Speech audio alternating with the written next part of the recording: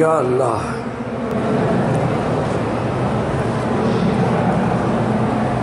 ایک آدمی اپنے والد مرحوم کے لیے عمرہ کرنا چاہتا ہے، حج تو کر سکتا ہے، حج بھی کر سکتا ہے، عمرہ بھی کر سکتا ہے، اور اس کرنے والے کو بھی اللہ پورا پورا ثواب عطا فرمائے گا۔ بلکہ ایک حدیث میں ہے کہ جو شخص اپنے والد یا والدہ کے لیے حج کرے اس کو اللہ 10 حجوں کا ثواب عطا فرمائے۔ تو تمہیں جب حج مفت میں ملتا ہے تو کیوں نہ کرو بھائی؟ اپنا کرو گے تو تمہیں ملے گا نا، بس جب والد کا کرو گے ان کو بھی ملا، تمہیں بھی ملا۔ اور ایک روایت میں ہے کہ تمہیں 10 حجوں کا اللہ ثواب عطا فرمائے، تو لازم کیا کرو۔ ہاں، جو حج بدل کے لیے اصل بات ایک یاد رکھ رہے میری، کہ اگر حج بدل کرنا ہے یا کرانا ہے تو اس کا بہترین حل یہ ہے کہ آج ہر زبان میں حج کی کتابیں چھپی ہوئی ہیں، وہ کوئی کتاب لے لیں، اس میں پورے حج بدل کا بیان پڑھیں، الف سے لے کر یہ تک، 1 دفعہ 2 دفعہ 3 دفعہ 4 دفعہ، تاکہ تمہیں سمجھ آ جائے کہ حج بدل کے احکام کیا ہیں۔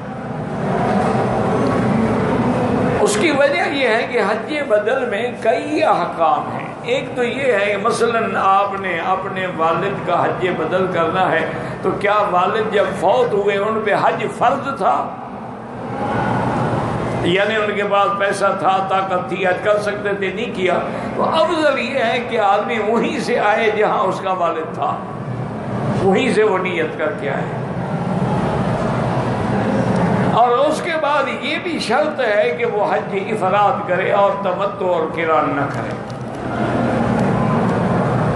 دوسرا یہ بھی دیکھنا ہوتا ہے کہ ایک آدمی مر گیا، حج اس پہ فرض تھا، اس نے پیسہ چھوڑا ہے یا نہیں چھوڑا؟ اگر اس نے وصیت کی کہ میرے مال سے حج بدل کرایا جائے تو اسی مال کو خرچ کیا جائے، اور اگر اس نے کوئی پیسہ نہیں چھوڑا تو اولاد اپنی طرف سے حج کر رہی ہے تاکہ والد کا حج ادا ہو جائے، تو ان کو بھی اتنا بڑا اجر ملے گا اور وہ بھی بری ذمہ ہو جائے گا، اس کا حج بھی ادا ہو جائے گا۔ اور اسی طرح اگر حج فرض ہے، تم حج بدل اس کا حج فرضی کرنا چاہتے ہو، تو علماء نے لکھا ہے کہ یا تو اسی جگہ سے آئے یا کم از کم میقات کے باہر سے آئے، یعنی مدینہ منورہ سے آ جائے، مدینہ منورہ میقات ہے، کو ہے کہ اب وہ باہر سے آ رہا ہے، یا طائف سے آ جائے، طائف بھی میقات ہے۔ اس کے لیے وہ فرماتے ہیں کہ یہ ضروری ہے کہ وہ میقات کے باہر سے آنے والا ہو۔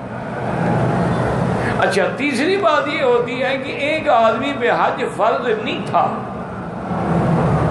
اب اس کی اولاد جو ہے وہ اس کے لیے نفلی حج کرنا چاہتی ہے، تو اس میں کوئی مشکل نہیں۔ آپ مکے میں رہتے ہیں، آپ جب حج کا احرام باندھیں گے وہ نیت کر لیں گے یا اللہ یہ میرے والد کے لیے،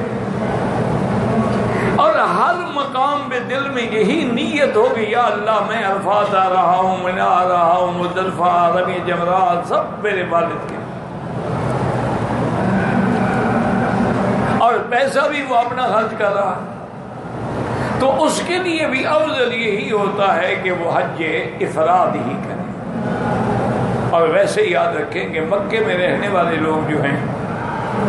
یا جتنے میں ہیں بحرم، یعنی جو میقات کے اندر اندر ہیں، ان سب کے لیے افضل حج افراد ہوتا ہے۔ جو باہر سے آنے والے ہیں ان کی مرضی ہے، تمتع کریں، افراد کریں، قران کریں، یعنی جو لوگ باہر سے آ رہے ہیں، مدینہ پاک سے آ رہے ہیں، ریاض سے آ رہے ہیں، پاکستان سے آ رہے ہیں، بنگلہ دیش سے آ رہے ہیں، ان کی مرضی پہ ہے، وہ جو بھی حج کرنا چاہیں وہ تمتع بھی کر سکتے ہیں کہ حج میں پہلے عمرہ کر کے احرام کھول دیں، پھر حج کا احرام، قران بھی کر سکتے ہیں کہ میقات سے حج اور عمرہ دونوں کا احرام باندھ لیں۔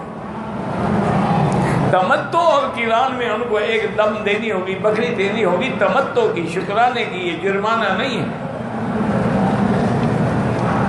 اچھا، اگر باہر سے آنے والا بھی افراد کی نیت کر گیا ہے وہ بھی کر سکتا ہے، تو افراد میں بکری دینا واجب نہیں ہوتا، تمتع اور قران میں بکری دینا واجب ہوتا۔ تو اسی لیے میری گزارش ہے کہ حج بدل کرنا چاہو تو حج بدل کے احکام پڑھو.